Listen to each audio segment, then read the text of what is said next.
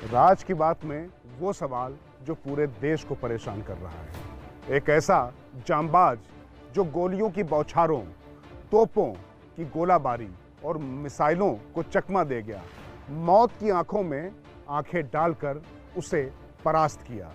वो अपनी पत्नी और देश के श्रेष्ठ अफसरों के साथ इस तरीके से एक विमान दुर्घटना में शहीद हो गया।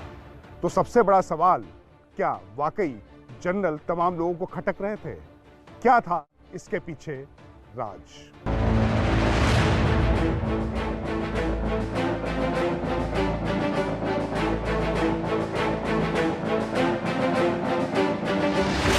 राज की बात यह कि जनरल ने इस हादसे से पहले ही मिनी संसद कही जाने वाली संसदीय समिति को सरहद के साथ साथ छद्म हमलों वाली दुश्मनों की साजिशों के बारे में जानकारी दी थी और उससे निपटने की कार्य योजना को मोटे तौर पर साझा किया था।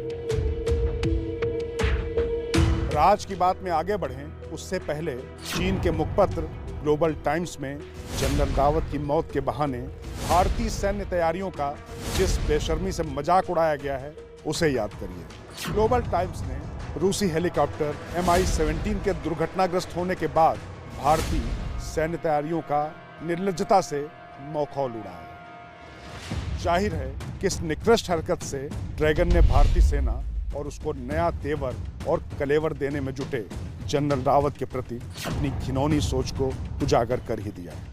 इसीलिए हेलीकॉप्टर के दुर्घटनाग्रस्त होने के बाद कयास खत्म होने का नाम नहीं ले रहे।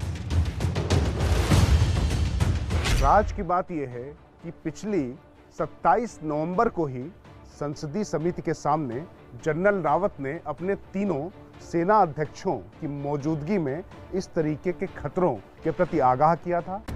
राज की बात यह भी कि 27 नवंबर से पहले 29 अक्टूबर और 17 नवंबर को ही बैठकों के मद्देनजर सेना के सर्वोच्च अधिकारियों को संसदीय समिति ने तलब किया था। दरअसल 29 अक्टूबर की बैठक में ये बात उठी थी कि रक्षा संबंधी संसदीय समिति के सामने देश की सीमाओं पर जो चल रहा है उसकी जानकारी दी जाए। सरकार पर जानकारी छिपाने का आरोप कांग्रेस के पूर्व अध्यक्ष राहुल गांधी लगातार लगा ही रहे थे।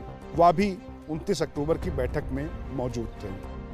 राज की बात यह है कि इसके बाद ही संसदीय समिति के चेयरमैन जुएल ओराम ने सीमा सुरक्षा और सैनिक तैयारियों के विषय पर बैठक रखी थी जिसमें सीडीएस शामिल हुए थे। अब इसे संयोग कहें या दुर्योग, इस बैठक के बाद ही उनसे मुलाकात का मुझे भी मौका मिला। ऊर्जा से लबरेज और खास तौर से थिएटर कमांड और सेना के आधुनिकीकरण के साथ साथ आत्मनिर्भरता की दिशा में उठाए गए कदमों से वे खासे आशावादी थे। उनका मानना था कि आने वाले कुछ सालों में सामरिक सुरक्षा का स्तर एक अलग ही लेवल पर पहुंच चुका होगा। अब जब एक घटना हुई तो तमाम कयास हवा में। हालांकि वायुसेना ने जांच बैठा दी है और कयास लगाने से मना किया है। और राज की बात में सबसे बड़ा सवाल ये कि आखिर वायुसेना को ट्वीट करने की जरूरत क्यों पड़ी? बालाकोट जैसा हादसा हुआ जिसमें तमाम राजनीति हुई, बहुत सवाल उठे, लेकिन वायुसेना ने इसका किसी तरीके से प्रतिकार नहीं किया। लेकिन इस दुर्घटना को लेकर उन्होंने जांच से पहले संयत रहने की क्यों अपील की? खैर, अब वायुसेना की त्रिस्तरीय जांच चल रही है तो उसका इंतजार करना ही उचित होगा। अब रक्षा सेनाओं का सबसे बड़ा अफसर हेलीकॉप्टर दुर्घटना में मारा गया तो संशय जरूर है, कुछ सवाल उठाए जा रहे हैं। कहीं हादसे के पीछे कोई साजिश तो नहीं?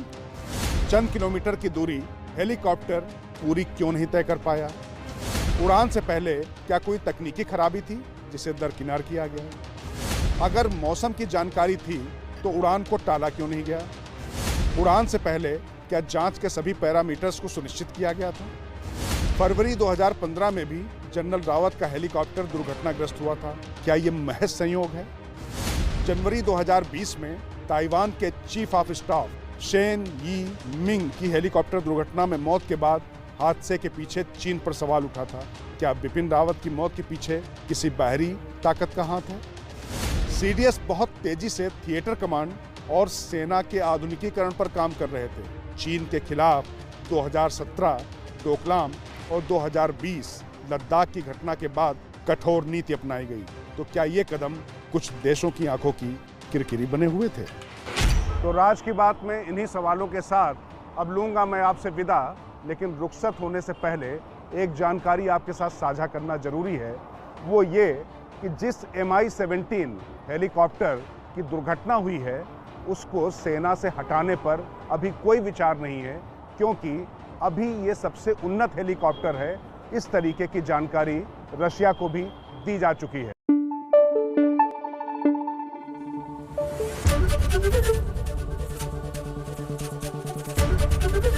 एबीपी न्यूज आपको रखे आगे।